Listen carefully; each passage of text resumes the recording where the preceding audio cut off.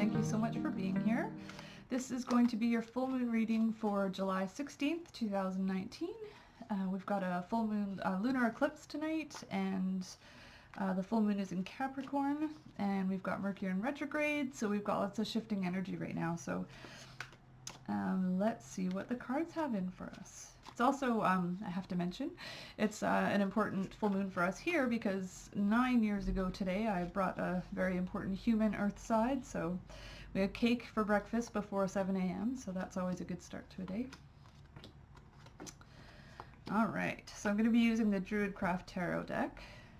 And we're going to first look at where we find ourselves right now in this full moon. Six of Pentacles.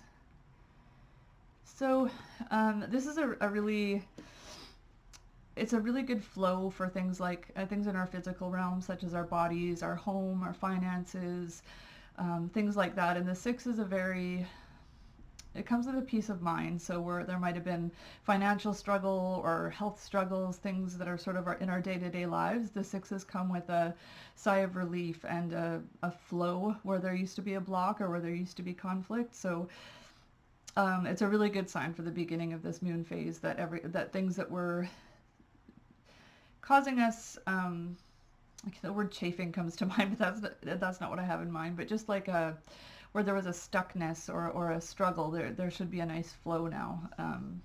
And this one tends to be about finances, but it can, like I say, be about health or the body. So good first start. Also my favorite number.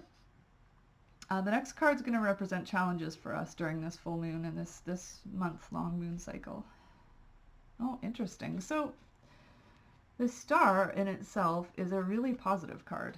When we see it in a challenge position, it could suggest a loss of hope. So the star generally means, that hopeful optimism, wishing on stars, throwing pennies into wells, that kind of thing.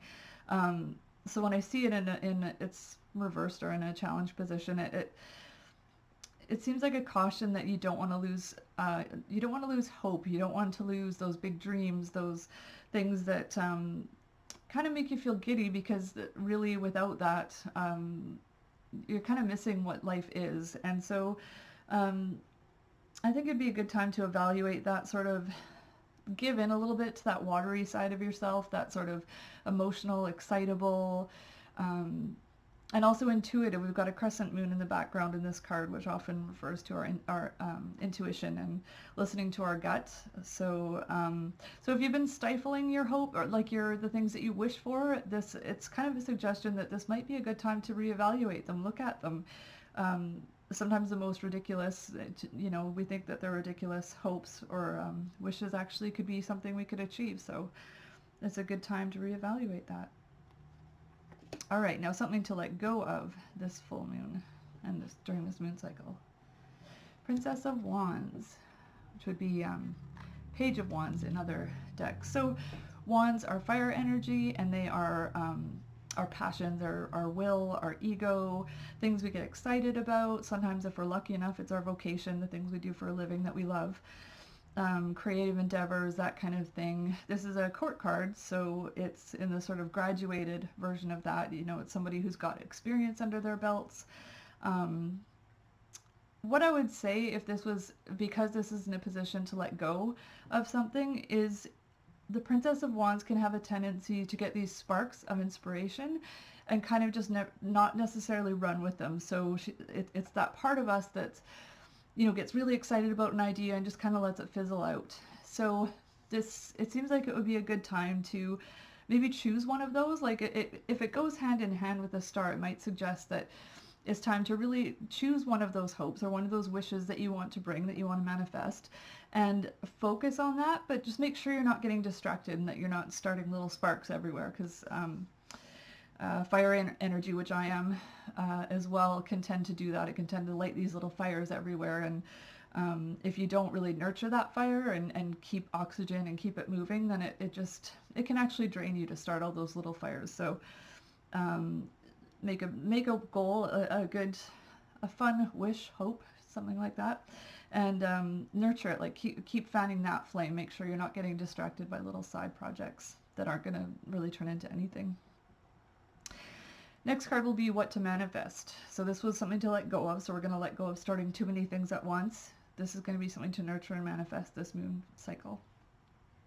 Four of Wands, we got more fire energy.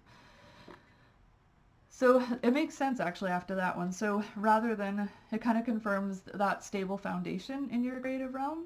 So the Four of Wands, we've got that that stage in the creative process or in something that we love doing where you kind of you realize it's actually going somewhere. Like, so I've heard it referred to as, you know, if you're putting in, you want to write a book and you've put in a grant proposal to try and get some funding to write your book.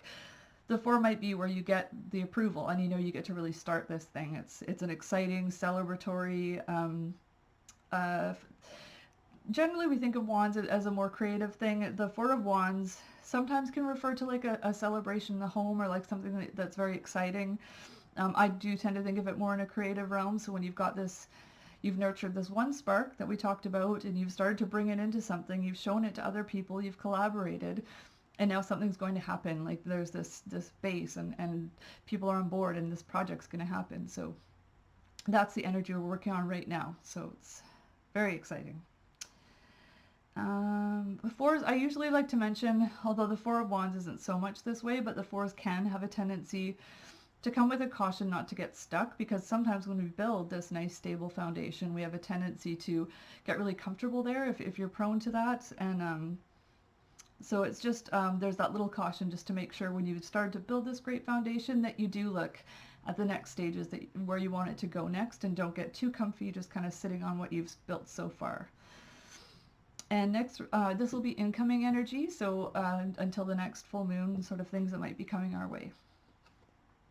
Ah, interesting. We have the Fool. So it's kind of prior to the first card of the Major Arcana. We've got, it's 0, it's the very beginning. And in our culture, we have a tendency to think of the word foolish or a fool in a very negative light, when really to be foolish is actually one of the great joys in life. If we can actually let go of concerning ourselves with what people think and be willing to step off that ledge, we might fall, we might get kind of banged up, but you know, we might not. Like, you might step off that ledge and walk into something really incredible, but if you never take that step and allow yourself that space to make mistakes and to try new things, then you're just not going to grow. So it's the very beginning of a journey. It's this incoming, I'm actually getting excited about this reading because it's just this incoming, optimistic, it's kind of like a childlike wonder again. Like, it allows you to look at things without all the, you know, judgments we tend to build up throughout our adulthood. The Fool really comes with this fresh perspective, and just be willing to go with it. Like, take a chance, do something you wouldn't normally do. It might even have to do with this creative project where you might have to take a risk and, you know, be safe. Don't, you know, gamble anything away, but it may call on you to take that step off the edge. So,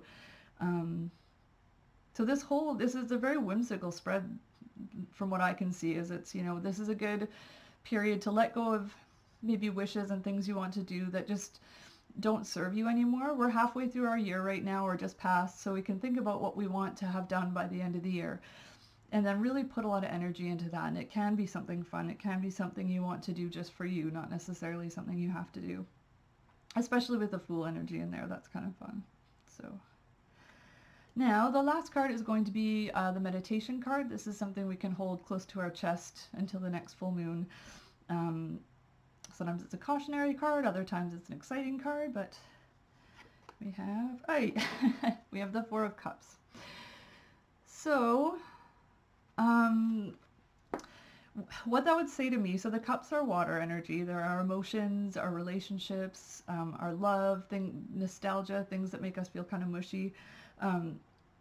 And where the fours can be a stable foundation, the Four of Cups is a good example of what I mentioned before, of just feeling kind of stuck and kind of blah. So I think it's it kind of reinforces everything else that came with this spread, that this is not a time to sort of, you know, sit and be disenchanted. This is a period of time where things can really shift and you can really move forward with something kind of exciting that sort of, you know, ignites that spark in you again and sort of shakes things up.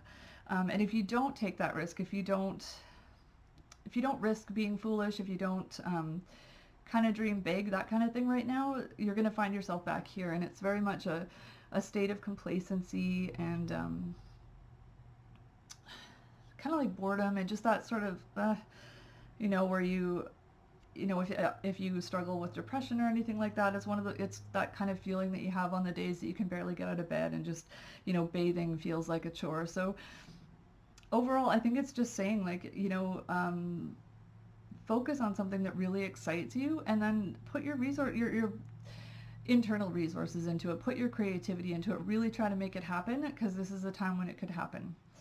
So, and the first card that we pulled, the Six of Pentacles, that could really coincide with some funding coming towards your creative endeavor or coming from your creative endeavor.